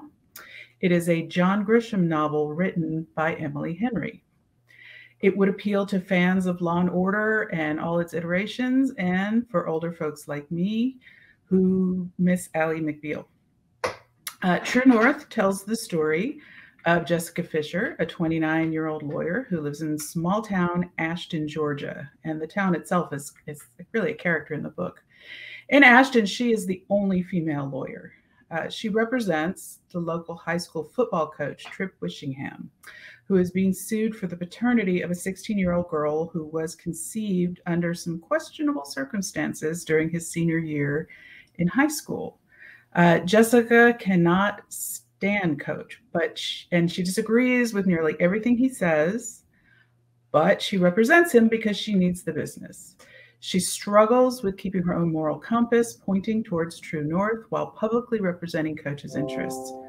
When Jessica's boyfriend, a reporter for the local paper, writes an unflattering Me Too type article about Coach, he accuses her of failing to use her resources to represent him, and so she terminates her relationship with her boyfriend. So what will happen in Coach's trial? Will Jessica figure out how to be a good lawyer and a good human at the same time? Those are the questions that are answered in this book. And woven into the spine of this story is Jessica's relationship with her paralegal, Diane. Diane serves as an older sister, a best friend, and a foil for debate, as well as comic relief. True North could easily become a series as Jessica takes on new cases. In fact, I am 45,000 words into the shitty first draft of a sequel. I am familiar. How many words is True North? 95. 95, okay. Mm-hmm. I'm familiar with the writing world as well as the legal world, and I already have a platform or two. I'm the president of the Council of Municipal Court Judges of Georgia. I'm the vice president of the National Society of Newspaper Columnists. I have a biweekly humor blog and a biweekly legal column, both of which have won various awards, including first place in the 2020 National Society of Newspaper Columnists Annual Contest. My self-published collection of blog posts won the Forward Indies Gold Medal for humor. I want to follow in the steps of lawyers turned bestsellers. That's my fantasy. Like the ones I already named, also people like Lisa Scottolini, Emily Giffen, Kristen Hanna, and others. And with your help and the help of a good editor, I think I can. Well, you sold me on that pitch. I want to see 50 pages. Thank you. I'm in too. Me too. Send it my way. Woo! Send it to all of us. We're And I'll all throw in a in. biscuit recipe for free. Yes. Yay, brisket!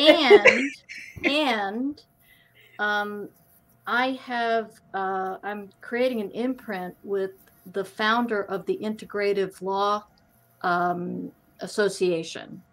And we'd be interested in looking at your compilation of blogs. Awesome.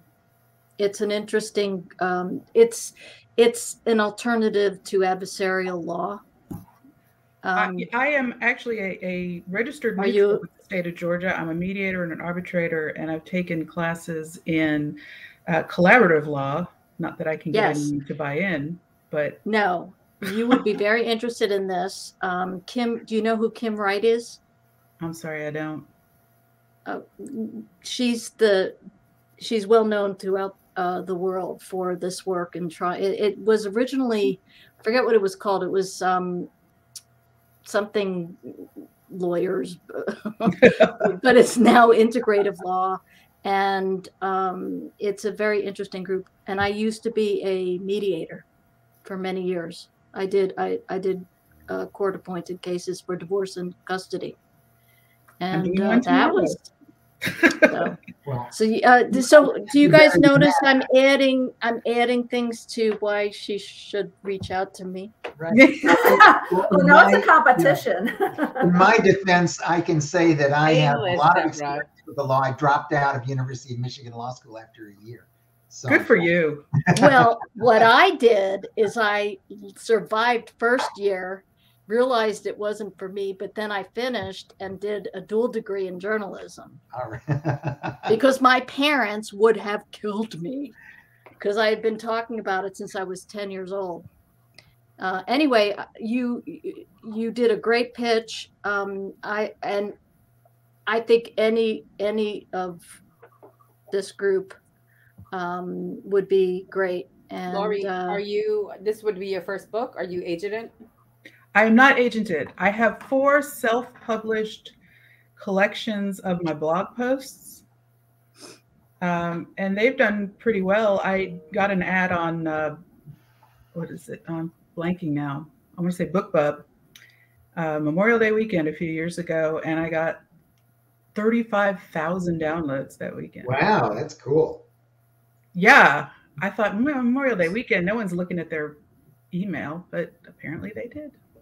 It was awesome. No matter what, I would like to connect you with Kim Wright. I think there's some synchronicity, and what I do may not be right for you anyway. Although we have the agency and we have the indie publishing, but I think that would be a good connect for you. That would be wonderful. You can give her my brisket recipe too. I think she'd love it. Excellent. Well, this is going to be a much better Pesach. I'm going to have 2 brisket recipes. I better show up. I've got great kosher for Passover dessert recipes too. Now I'm all over this. I don't care about your book. No, I'm kidding. It's all about the food. It is. Yeah. They tried to kill us. They didn't. Let's eat. Yep, that's it. Well, my wife tried to kill us. They didn't. Let's eat. I'm going to have lime jello mold with marshmallows, I think. So that is very goyish. Yeah. That's like the quintessential, you know? That's the quintessential description is the green jello. That's it. Yes. Excellent. Lori, that's fantastic. So I think we're ending on a high note. I think so. I think you're right, Deborah. I was just going to say, Andy, did you have any specific questions or anything else for Lori? No, I mean, I think we've been talking about the structure of pitches, and I think yours was very good because you told me what I needed to know, and you got me excited about it. And also we were talking about platform, like you have a perfect platform. Yeah. So you're a judge, you know the inside story. You have an interesting platform, so it caught my attention, and you've been recognized as a writer as well as a lawyer. So that it was a good pitch. Obviously, everybody's interested in your book. So I'm in. Isn't that what they Right. say? Bum bum. Thank you so much. But also, well, it's almost like this should be the model for a pitch because it was concise, and you didn't go in the weeds, and when you described yourself, it was all relevant, and we could all just like picture it immediately. And how long have you been writing? Personable. How long have you been writing the book, Lori? This book has been going since 2018. I've been writing it. So it's set in 2018, and I thought about bringing it up to the present, but then I'd have to deal with COVID, and I didn't feel like doing that. That's nobody wants to deal with COVID. So it stays. It crosses into 2019. The problem with COVID is the same with the problem of dystopian fiction, which is always kind of the same. The story is the same. It's hard to come up with something. I would avoid COVID. Good for you. On every level. Yeah. Right. All right, Lori, thank you so much and congratulations. And I'll make sure everybody's nice and connected at the end, okay? Thank you. All right, you guys, that was, I think that was definitely a high note to go out on. We have a few questions. Do you mind if I throw a few at you from the audience, the watching audience? Sure. I think this is an easy one. I'm just going to throw them out there. Whoever wants to take them, just speak first. What is a great beginning for the pitch? What do you like to see in the beginning? I'll say it's the same as when you write your book. You want to bring the reader in, right? So if it's a personal story, if it's a boom, you're in the story, or you're setting the scene for the fantasy or the world building, whatever it is,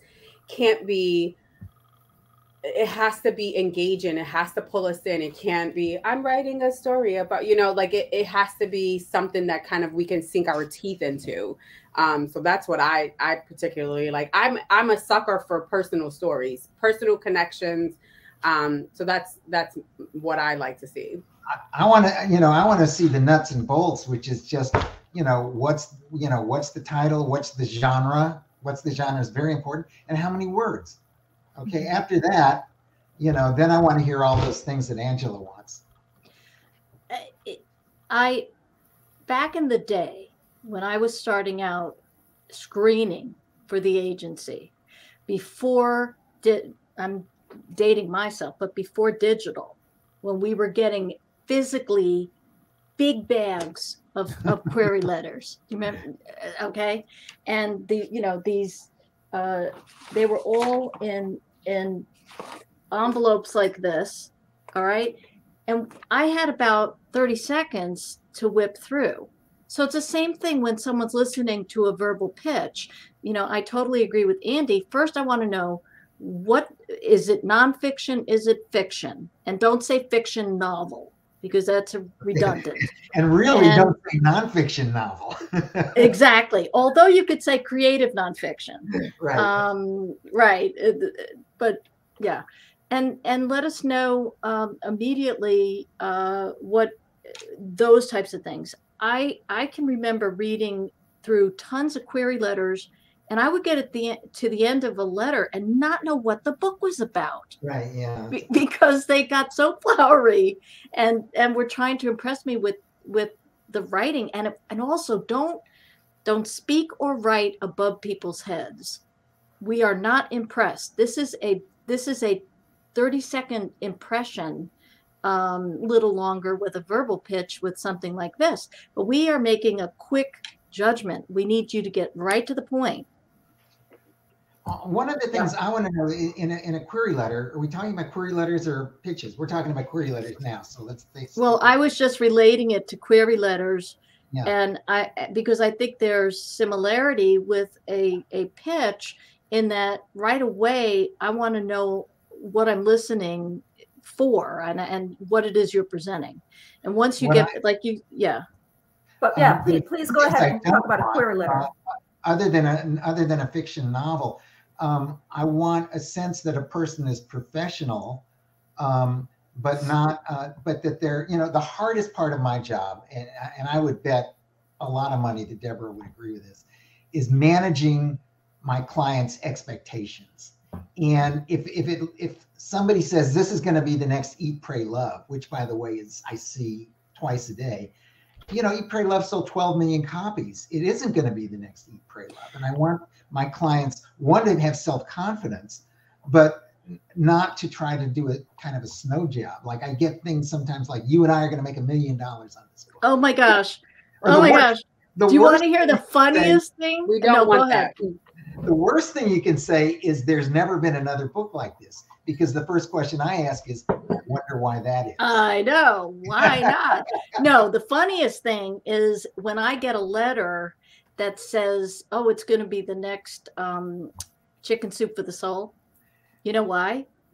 We agented that. I worked on the original proposal. And when they tell me there were thousands of rejections, and then no, I know the facts.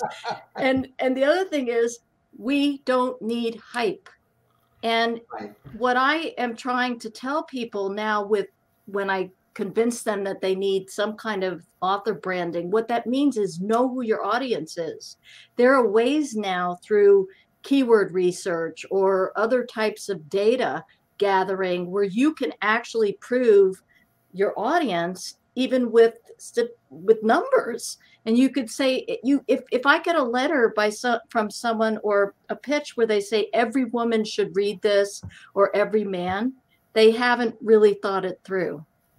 Right, that's not the target audience. When they do a book proposal, I tell them there's always a section on the audience, and most authors don't know what to say. And you know, I tell them, you know, an audience is there's a difference between an audience and a demographic. If you say this book about women's health will appeal to women, that's not an audience. No. And yeah. I got a lot of questions, guys. Is it okay if I start throwing some of these other ones at you? Because they're beginning to piggyback now, too. So we have a question. Isn't it best to write a standalone without making it a series and then decide if a series would appeal to listeners? And I know we were kind of dancing around that before, too. We got the two. And I totally disagree with Angela. And Deborah. I'll tell you, I think, you know, I've actually kind of been through that, and I submitted a book, which was a fantasy, and the author, I really pushed on the author to make at least the first book to have an ending, and I knew that I was not going to be able to get a 3-book deal. They wanted one book, and if the book took off, then they want the next book. So I told her to have kind of a satisfying ending for that book, but then to do kind of a synopsis of future books so that she could. And I think you've got to kind of hedge your bets, because some publishers will definitely want a 3-book deal, and some publishers just won't. And you just have to be ready to go with it. For the reason why I say no is I'm also an author, so I have a bunch of books out. And I'm true to the craft. I feel like if it needs to be a series and it needs to breathe on the page in multiple books, that's what it needs. I don't like fitting art into boxes, and so as a creative, that's my stance on it. Yes, there are going to be some publishing companies that only want standalone, and then they'll see. But there are some publishing companies, whether they're indies or smaller spaces, that are looking for those books that will have kind of like the bandwidth to bring a separate audience into their catalog. So I think that I always want to be authentic to the writing. I always want to be authentic to the story. And so that's the reason why I keep saying, I agree with Angela, actually. So I'd like to there's always piggyback a space for a book. That was very persuasive. Yeah. You were very persuasive just now. He changed. I'd like to piggyback. No, I didn't change. Too. I just think we don't disagree as much as it sounds like we disagree. What I hear a lot too as an author is like, this is my one and only novel. And to me as a marketer, I think that can be a turnoff, because a publisher wants to know if this is a success, we're going to get more books out of this person. Would you agree with that? I tell people, pretend there's no other book, because I want them to put every bit of juice into the book that we're pitching or that we're publishing. But if they're developing, if it's a novel and they're developing their characters well enough, they're going to want to keep them alive and they're going to take on a life of their own. So, but whatever you're presenting and selling has to be as pristine as possible. It has to have all your heart and soul. You don't want to hold back. Very true. Very true. How about this question? What is the biggest turnoff in a pitch? I think you guys touched on it a little bit, but any other thoughts on the biggest turnoff? This is a fiction novel is pretty bad. I think we actually signed someone who had a great project, but then he wrote an email about making demands that I want you to take this to so-and-so and I want you to get me $1 million advance. And it's like delusional much, you know, and no matter what, pardon? That's terrible. I agree with you. It's hype, and people should understand the business of writing. They need to understand that it is a business. And I think it's okay for people to, we don't need BS. We don't have time for it, and we see through it. And somebody may be writing a book that they think is the, you know, especially with nonfiction. And I forgot to mention, I'm just about to redo a book I wrote years ago called Spiritual Writing from Inspiration to Publication. And I find that people writing in that kind of genre, books that are more spiritual in nature, there's a sense of urgency, and they have to understand the realities of publishing and not try to exaggerate the expectations, because we have the "you're going to be difficult" tax, and we may turn down a project that could be amazing if it's going to be not worth it for our energy and our time. I can definitely say I've turned people away because multiple emails or just in unprofessional kind of like handling of things. But definitely I'm big on letting the work stand for itself. Yeah. You don't need to tell me it's going to be the next bestseller, or you have this friend of a friend of a friend that kind of knows this person that can kind of get it. You know what I mean? Like, I just want to see that there's a solid book.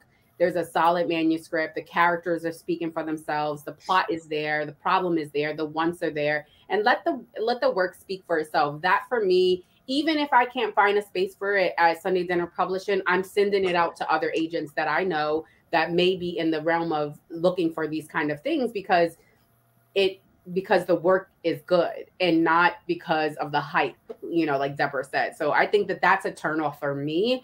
You know, multiple emails, being unprofessional, just not knowing the process, but then also kind of like biscuiting and saying you're gonna want this, right? You know, this is a bestseller. We don't need that. We just kind of, I just kind of want to make sure that the stories speak on the page. They're gonna speak to readers, and let the work do the talking. That's me. You know, I think the dirty little secret, and most of the agents I know agree with this, is, you know, when I'll ask, you know, if I like a query, I'll ask for 10 pages. And I usually know by the end of the first page, usually by the first paragraph, not if the book's going to work, but if the person is good enough to write it. And if I see a first paragraph that's just kind of clunky, I might read a little more, but I've already decided in my mind that the person can't write. And most editors I know in publishing kind of say the same thing.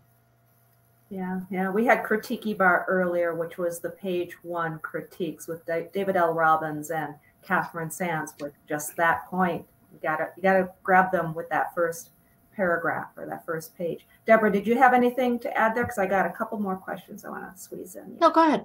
I forgot. Any emerging genres? Anything that you think is, get out your crystal ball, right? What's coming in the marketplace? Any predictions? anything eco or eco-friendly, yes, inspired fiction, anything that's about the environment, conservation. Those are the things that I've been seeing are kind of like trickling down. I think I said earlier that once I identify what the trend is, that the train has left the station. So I would never write for the trend. I think as a type of book, there's an explosion in graphic novels and fantasy, but good fantasy, I think that's the question. But as far as people wanting to write fantasy, we've got a whole generation of people who are now reaching their young adulthood or adulthood who are dedicating their lives. And again, you know, I have children who are artists and writers, and they're all in this genre. Mm-hmm. And they're always asking me questions and about their stories, and I'm like, I just don't read that. But you know, story, and it, you know, but especially the graphic novels, that's and comics, that's really exploding. Yeah, it's becoming more legitimized, and I think it's because the kids that grew up reading them, now they're adults, and it's just becoming, there's a validation happening there, which is awesome. I think it's because of television too. You know, they want visual stuff. Mm-hmm. They just that's what they've grown up with. Yeah, and look at the Marvel universe. Like you can't deny the box office success of that. Yeah, you know, they're not reading Middlemarch. Yeah, no. But there's some very sophisticated graphic novels and comics, but it's a pretty closed unit. But you know, I know a lot of people are looking to break into it. So I think we'll see more of that. Absolutely. How about this one? Does a creative nonfiction book, since it was brought up, the question came up, does a creative nonfiction book need an arc? Well, yes. Yes, particularly if it's memoir, which it usually is when they say it's creative nonfiction. You know, the rules of memoir they're not identical, but they're very similar to the rules of fiction. And I think it's particularly difficult to write memoir because in your mind, you know, I said earlier that having a perspective on what the reader's interested in is critical. But in your mind, it's impossible to have a perspective. You are writing the greatest story ever told because it is about you, but you really can't tell very easily whether the reader's going to be bored by it. It's not boring to you. And yeah, I mean, how you structure it, you know, what you leave out, I'm sorry, what you leave out in a memoir is almost as important as what you put in. Okay. And that's what creates your narrative arc, figuring out what it's not the story of your life. I mean, that's a biography. A memoir is a story within your life that has a beginning, a middle, and an end. And it also needs a through line, and it needs a reason to exist. And, you know, I'm editing a very long one right now for someone, and I'm working on a couple of proposals. And when I did the memoir of the youngest member of the Manson family, I thought I knew how to write, but boy, did I learn about story structure and plotting and timing. And what you leave out, I think, is more important, because I was writing about a historic event and a person's life, and I had to give just enough exposition, but I was also having to make sure I was accurate because there were so many people who were of this story and so many books written about the subject that it was really a difficult challenge. And, you know, for example, I was writing all these scenes that I was in love with, and the editor, who was amazing, I was so fortunate. He said, you know, by this time, he just like redlined this whole great scene, and I was heartbroken. I said, you don't like my writing? You know, even though it doesn't matter how many books you write or whatever you do, they're gonna be our babies. And he said, by this time, she needed to have met Manson, because that's the story. And it just was this light bulb that went off in my head that no matter what you're writing, there has to be good a transition. There has to be maybe the 3-act structure. Maybe you add an extra section, but it's got to, anything that's in there has to move your story along, just like in a novel. I do some I hope I'm making sense from time to time, and I do a lot of fiction. I edit more fiction than I represent, but 2/3 of the time the author starts the story in the wrong place, and absolutely, I start reading it and I start saying, where does this really begin? It's usually on about page 50, and when I see a prologue, I know that they need to eliminate the prologue because it's going. I mean, there are some exceptions to that. Most prologues with inexperienced writers is backstory. Publishers call it info dumping. They're very cynical about that. So that's a big problem. And one of the places where I, as an agent or as an editor, whatever I'm doing, earn my money or my commission, is to say this is where the story really starts. Absolutely. If it's a book about a certain, if the main story is about a certain person or event and you're not getting to that until page 100, there's a problem in the structure. And it was different in the 19th century, really. I mean, Jean Valjean didn't come into Les Miserables until page 50, and they had a lot more time, and they weren't watching television. And it's exactly. They needed something to do. Yeah. Andy, tell us how you really feel about television.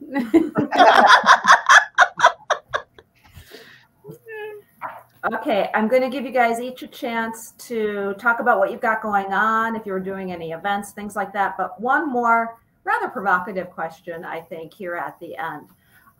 Do recent book bannings make you resistant or more likely to take on Black own voices, LGBTQ, etc.? Thoughts on that as it's affecting the marketplace? I'll jump right in first and say we're so surprised. That's all we take. So it has not become a factor for us. It in fact has made us more kind of resolved in our mission to make sure that these voices get out, that these marginalized voices are seen and heard, and that the creatives who are working on these books, whether it's agents down to editors, down to publicists, are also in the realm. Because the book banning is only affecting a certain specific demographics, and so we want to try to offset the balance. And so what we've been doing is going on to the billboards and in the newsrooms and Publisher Weekly and saying, these are the voices we want to see.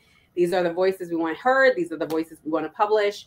So I am not taking a back seat to it. And if anything, it's kind of like fueling me more to kind of be the loudest voice in the room. Well, I think there's a problem in publishing, and I would say that the problem really got intense with the publication of American Dirt. And publishers, I don't want to explain the whole story, but publishers had the wrong takeaway from it. The problem with American Dirt is that it was a Anglo person who did not have an authentic. It was the voice was, it should have been a Latino immigrant, but the voice wasn't authentic, and she got taken to task for that. But that isn't what publishers went home. Right now, what publishers are doing is they won't touch something with a 10-foot pole, regardless of whether it's authentic or not. Zadie Smith wrote a brilliant essay in the New York Review of Books. He said the problem is not write what you know. It's really become stay in your own lane. And I don't think they could do it that way. There was a brilliant book 30 years ago called Memoirs of a Geisha by some Jewish guy, and it was a great book, and it had an authentic voice, and it wouldn't be published today. And I have a dog in this fight because I'm working on one of the best novels that I have ever worked on. And it's from the voice of a 16-year-old Palestinian girl living in the West Bank. It's a brilliant book. And the guy is an old white guy. And I know I'm getting rejections to some extent because publishers are scared of that. I think what they've done is a great thing. They've all of a sudden they're reaching out to voices that have been unrepresented, and that's a great thing. But they are to some extent throwing out the baby with the bathwater. Deborah? I don't know. I hate to disagree with you, Andy, even though it's my favorite pastime. And I'll say the problem is publishing, just like big business, finds band-aids where there should be amputations, right? They want a band-aid for diversity. And so they're taking voices. And it's nothing to say that a white cis male couldn't write something in a different voice, but the consumers don't want that anymore. The consumers want authentic voices written of someone from that demographics, speaking authentically about their experiences. And so what I see the shifts in publishing is that, yes, we want authentic voices, so let's just slap a Black kid on the cover, and then not kind of like really examining the bigger issues in publishing. That is, Black authors don't have the platform. Black and BIPOC authors don't have the people in the industry that could shepherd them in. And so I'm completely fine with that book not being published if that means that there's more money in the cap for an Indigenous author to write about their Indigenous stories. And so what I see publishing is kind of wavering back and forth, where we're tired of the Band-Aids and we really want real solutions to opening this equity gap between BIPOC authors, illustrators, creatives in publishing. Anyway, I can continue on and on and on, but that's what I think. Yeah, it's a can of worms. I don't disagree with that, but it's publishers have, I think, American Dirt just made them skittish, and for the wrong reasons. That's my only problem with it. I mean, I don't think it should have been published. I think it should have had beta testing and sensitivity reads and people on the back end that are really scrutinizing these things and saying this isn't real. This isn't authentic. This is someone's caricature of what it means to be Indigenous, what it means to be an immigrant. And so my hope for publishing is that we have more people kind of like confronting those things, and we'll never have no bans, because people who don't want specific kind of themes in books are always going to rally about it, right? But what we need to do in publishing is to make a stance of standards. What's the standard? What's the important thing that we are trying to make a shift? The books that we make should reflect the community that we live in. And it's a very diverse America that we live in. And so these books that are being produced should reflect that. The authors should reflect that. The stories should reflect that. The editor should reflect that. And so that's my little soapbox. I know Andy and I are always kind of butting heads. I agree with you about 90%. Yeah. We're always like 89% on the same page, and then arguing about the other 7.5%. Yeah, it's a great topic. And Angela, I want to talk to you. I'll sidebar with you because I'm going to be doing another panel, and I think I'd love to have you on. But I do want to add something. Please do. Just remember, we're running up on the clock here. I am the boss of my publishing company. So if I like something, I will do it. And that is all I have to say. Fair enough. Fair enough. No, I agree with that 100%. I figured. Good being the boss. Okay. Do you guys want to share anything that you've got coming up, going on? You want to give your, details or anything? Angela, anything that you want to share before we call Okay, you? I got a book here. Or Andy. This is my hot book right now. I'll share it. It's called The Nine by Gwen Strauss. And it is the true story of 9 women in the French Resistance, captured by the Nazis, thrown into slave labor at Ravensbrück, who together engineer an escape and go through Germany and reach out the Allied lines. It's a true story. It's never been told. it's also a story I know that's been resonating because it's a story of, you know, the strength of female solidarity. And it's obvious, you know, it's got Hollywood written all over it. So we're you know, I mean, everybody thinks that their book has Hollywood written all over it, but this one genuinely does. And I keep getting phone calls from people, so I'm hoping something will happen. Well, we will all hope for the best for you. That's awesome. Yeah. And by the way, I thought of that title, The Nine. She, you know, my author had some kind of mamby-pamby title like, you know, Passionate Women or blah, blah, blah. I said, no. There can only be one title for this book, The Nine. Good for you. I'm title. Impressed. All right. Angela, did you have anything that you wanted to share before we Sure. Over at Sunday Dinner Publishing, we have two big projects coming out. One is a middle grade chapter book called Parker Peter Zach Has the Big School Blues. It's the first in a series about a young Black wordsmith girl who is just kind of like going through the motions. I've been pitching it as Ramona Quimby, but Black, you know, so she's a young girl just kind of like trying to find her footing in a new school and also just kind of being a little bit quirky and out of place. And then we have our translation title, which is We're Off to Find a Fairy, in which a diverse batch of people are going out to kind of like, look, it's a rhyming book, it's a picture book, it's great, it's amazing. It's by Corey Reed, who's in the UK, who's amazing. So those are our two titles that we're really focusing on now. Awesome. Deborah. I have an online bookstore that has the books that we publish, and it's called Deb's Book Paradise, and it is my paradise. In the spring, I am reintroducing with a different cover this book that I did 20 years ago. So there's so many things that have changed with digital marketing and platform building, and also just, you know, new ideas about the genre. I just published this book, and it's a really fun, it's in my TV Classics Press imprint. Thank you. I did the design.